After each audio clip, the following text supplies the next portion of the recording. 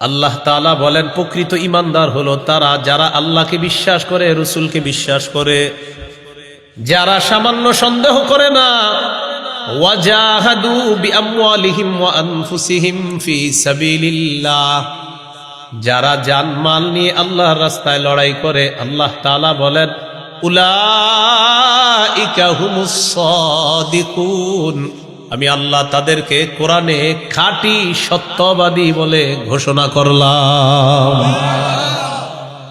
তাহলে আল্লাহকে বিশ্বাস করা, রসুলকে বিশ্বাস করা, জানমাল নিয়ে আল্লাহর রাস্তায় লড়াই করা, এই তিন গুণ সার্বক্ষণিক থাকতে হবে আমার আপনার, একদম সার্বক্ষণিক। এই যে এখন বসে রয়েছি, এই আমাদের মাঝেটা থাকতে হবে। প্রশ্ন হলো হুজুর তাহলে আমরা জেহাদে যাবো কখন? বাংলাদেশের বিজ্ঞ মুফতি সাহেবরা ফতুয়া দিলে জেহাদে যাবেন, কিন্তু জেহাদের মানসিকতা সারাক্ষণ রাখতে হবে ভিতরে। সবাই বলেন না রাখলে কি হবে? বলেন সবাই, আবার প্রশ্ন করেন আমারে আরো জোরে। নবীজি বলতেছে কি হবে? সহিহ মুসলিমের বর্ণনা 1910 নম্বর হাদিস, 1910 মাদ্রাসা পাঠ্যপুস্তক অনুসারে মোট হাদিস সংখ্যা হবে 3033টা। قال رسول الله صلى الله عليه وسلم من مات ولم يغزو ولم يحدث به نفسه مات على شعبة من النفاق।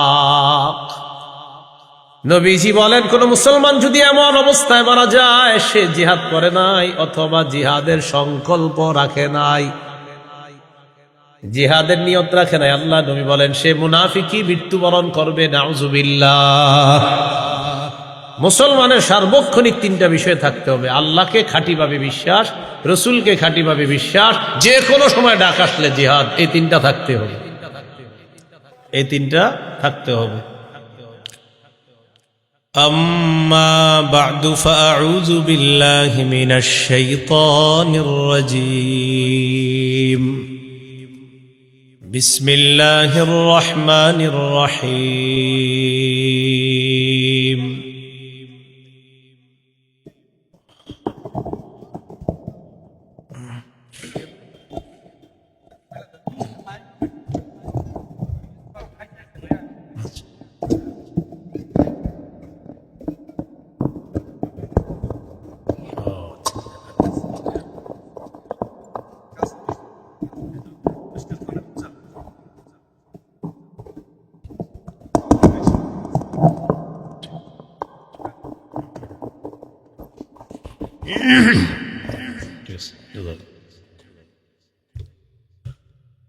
أما بعد فأعوذ بالله من الشيطان الرجيم.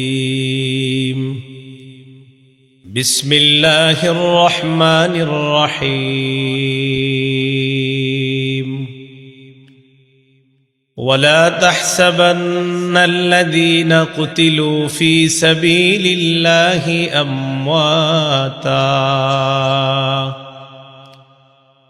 بل أحياء عند ربهم يرزقون فرحين بما آتاهم الله من فضله ويستبشرون بالذين لم يلحقوا